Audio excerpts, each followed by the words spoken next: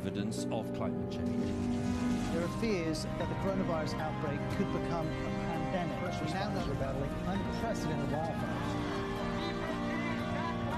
Well, the vaccine cannot come fast enough as the coronavirus cases in Africa, South Korea, Iran and Italy. A full-blown global pandemic. The decisions we take over the next decade will determine the fate not only of the world's biodiversity, but also the fate of us all. I endorse the Leaders' Pledge for I endorse the Leaders' Pledge for Nature. I endorse the Leaders' Pledge for nature. I endorse the Leaders' Pledge for nature. I endorse the Leaders'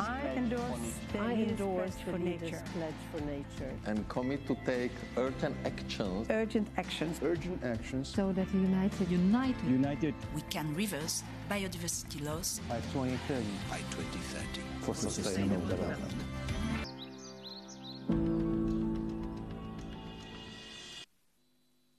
Voilà, nous arrivons à la conclusion de ce One Planet Summit sur la biodiversité et il me revient d'abord la tâche de vous remercier, tous et toutes.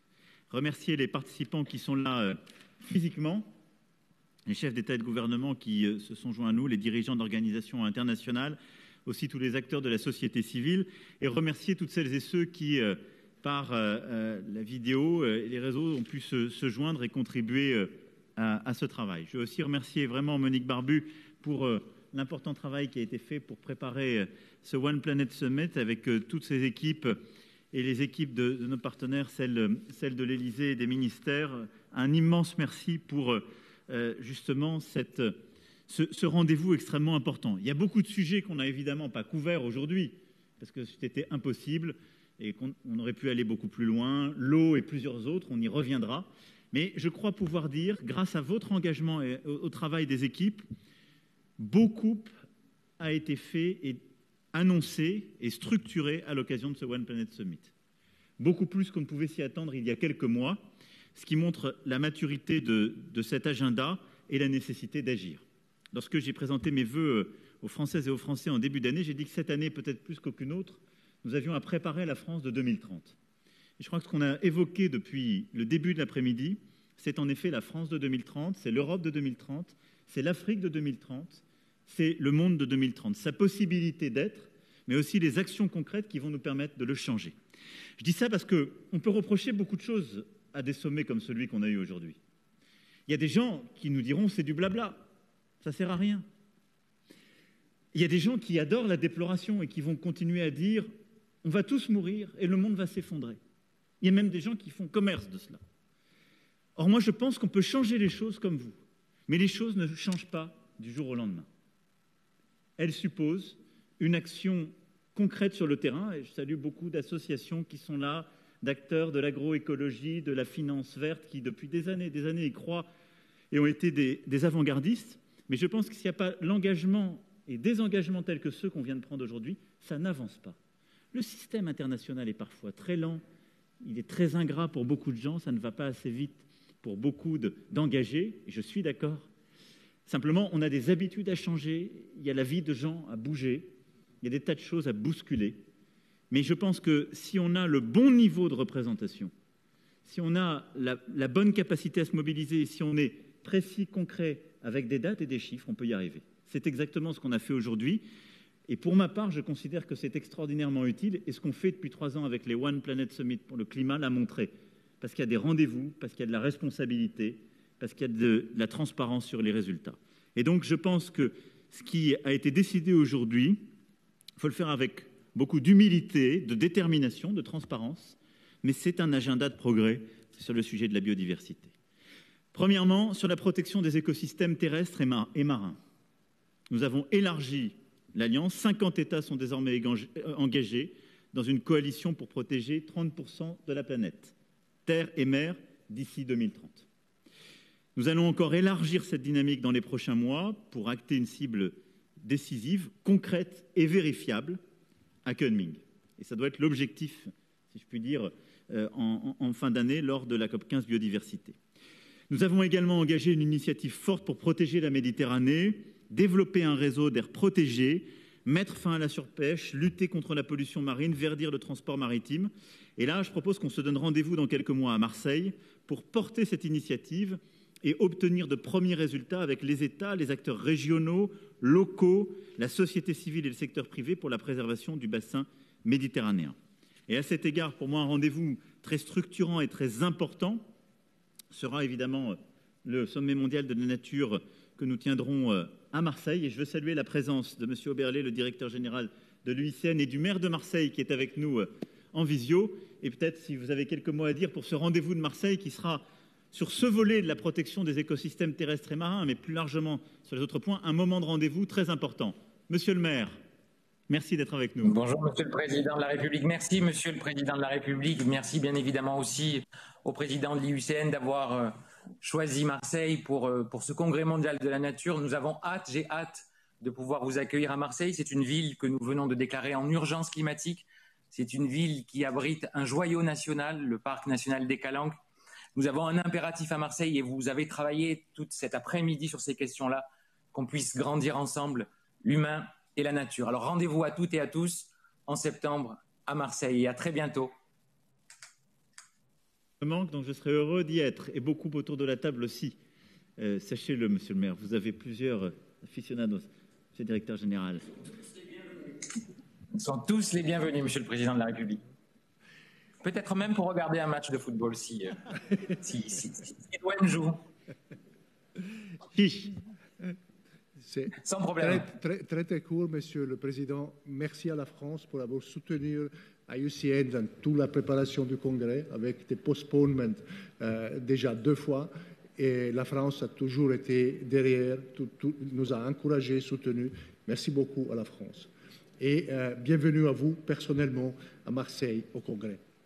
Merci beaucoup, monsieur le directeur général, monsieur le maire. Et donc Marseille, vous l'avez compris, c'est un point de rendez-vous, de responsabilité aussi, où on regardera où nous en sommes sur cet objectif. Deuxièmement, sur la promotion de l'agroécologie, nous actons aujourd'hui une accélération sans précédent du projet de Grande Muraille Verte, avec la mobilisation de plus de 14 milliards d'euros de financements internationaux dans les 11 pays concernés d'ici 2025. Plus d'une centaine d'entreprises regroupées autour de la charte I Am Africa, International Agroecological Movement for Africa, se sont engagés. Et je propose que là, on ait un rendez-vous très concret, et on continuera d'en parler dans les mois qui viennent avec le président mauritanien et l'ensemble des collègues, mais qu'on ait un point très concret de rendez-vous au sommet de Montpellier, qu'on tiendra en juillet, qui est le nouveau sommet Afrique-France. L'accélérateur qu'on a annoncé tout à l'heure va permettre sur les 5 piliers d'avoir des points de rendez-vous réguliers, et qu'on ait un suivi très formel au moment de la GNU. Et moi, je prends l'engagement ici que sous la présidence française, au premier semestre 2022, présidence française de l'Union européenne, on fasse un rendez-vous détaillé sur ce sujet agroécologie, dans sa partie africaine, mais aussi dans sa partie européenne. Troisième grande série d'engagements, c'est sur les financements en faveur de la biodiversité. Nous actons une dynamique forte que nous allons amplifier de mobilisation des entreprises, des gestionnaires d'actifs et des bailleurs publics pour la protection de la biodiversité.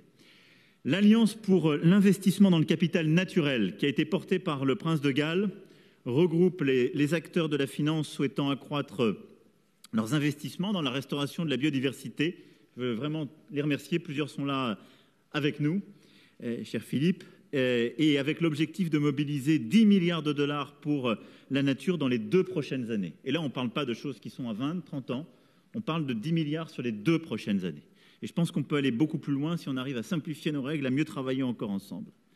Deuxième chose très concrète sur les financements, c'est la Task Force on Nature-Related Financial Disclosure, TNFD, qui sera le TCFD de la biodiversité, qui doit nous permettre d'élaborer un cadre de mesures risques, impacts et bénéfices des activités économiques en matière de biodiversité, pour établir des cadres de transparence pour les entreprises et les institutions financières. C'est ce qui va nous permettre, auprès des fonds souverains, des asset managers, des banques et des assureurs, évidemment, des private equity, d'avoir en quelque sorte une mesure claire, une taxonomie, d'engager les financements privés dans cette direction, comme nous l'avons fait sur le climat, et de pouvoir ensuite porter la contrainte sur les entreprises et d'être sûr qu'on réinternalise en quelque sorte dans le marché et son fonctionnement les contraintes que nous nous donnons. Troisième grand point concret sur les financements, c'est la coalition pour la convergence des financements en faveur du climat et de la biodiversité, qui permettra de construire davantage de synergies entre action climatique et préservation de la biosphère. L'objectif, et la France l'a endossé, est d'accroître la part de financement en faveur du climat, bénéficiant également à la biodiversité pour atteindre au moins 30% à l'horizon de 2030. L'AFD, je remercie son directeur général ici présent, bien sûr respectera cet objectif. Enfin, la 4e série d'engagements que nous avons pris cet après-midi, c'est sur la protection des forêts, des espèces et de la santé humaine. Nous lançons l'initiative PREZOD, Preventing Zoonotic Diseases Emergence, qui permettra une coopération inédite à l'échelle internationale entre acteurs de la recherche et réseaux de vigilance sanitaire pour la prévention de nouvelles pandémies issues de réservoirs animaux. Cette initiative, et je remercie encore une fois les organismes de recherche ici présents qui l'ont lancée, cher Philippe, elle mobilise déjà plus de 400 chercheurs et acteurs de la santé humaine, animale et environnementale au niveau international. Nous aurons là aussi à mesurer les progrès accomplis et les résultats obtenus lors du Congrès mondial de la nature à Marseille, et je propose qu'on ait également un point de rendez-vous à cette occasion. One Health a pu avoir son agenda clarifié par le directeur général de l'OMS, avec donc le rendez-vous de mai qui a été ici fixé. Voilà, sur l'ensemble de ces sujets, et je rajouterai à celui-ci, sur le dernier point, évidemment, la concrétisation et la poursuite des agendas de lutte contre la déforestation et notre agenda euro-africain de lutte contre la déforestation importée, avec là aussi un point de rendez-vous que je ferai à Marseille et que le président Michel, la présidente von der Leyen pourront faire à nos côtés à Marseille. Voilà quelques-unes des actions structurantes que nous avons collectivement engagées avec l'ensemble de nos partenaires, et je veux vraiment saluer l'ensemble de celles et ceux qui ici représentent porte et croix dans le continent africain. Nous l'avons vu tout aujourd'hui, l'Afrique a énormément de solutions en main. Et je crois que notre rôle est de l'aider pour nous aider aussi pleinement à les dévoiler et accélérer. Et nous avons vu que aussi la nature porte beaucoup des innovations dont nous avons besoin. Et c'est à nous de les accélérer. Tout ce qu'on s'est dit aujourd'hui, on va le consolider, le mettre en œuvre, le mesurer, le vérifier à échéance régulière, comme on l'a fait à chaque fois. Rendez-vous est donné donc, comme vous l'avez compris, à Montpellier en juillet, au Congrès mondial de la nature à Marseille.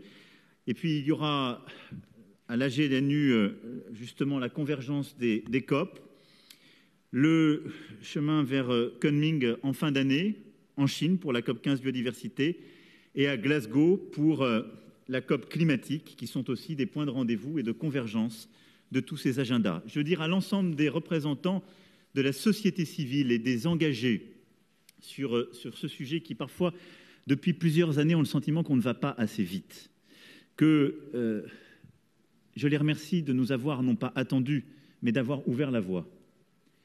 Et je sais leur impatience et nous continuerons d'aller le plus vite possible. Je veux remercier l'IPBES pour son action, son savoir. L'IPBES est véritablement maintenant le GIEC de la biodiversité et joue un rôle essentiel que je veux défendre. Et je veux dire à tous et toutes que les chefs d'État et de gouvernement qui sont là présents ont vocation à être leurs alliés, à prendre leur part, mais à leur permettre d'accélérer leur action pour que nous puissions tous ensemble aller beaucoup plus loin et beaucoup plus vite sur cet agenda à tous égards vital pour nous. Merci beaucoup pour votre participation, vos engagements, et on continue. Merci à vous.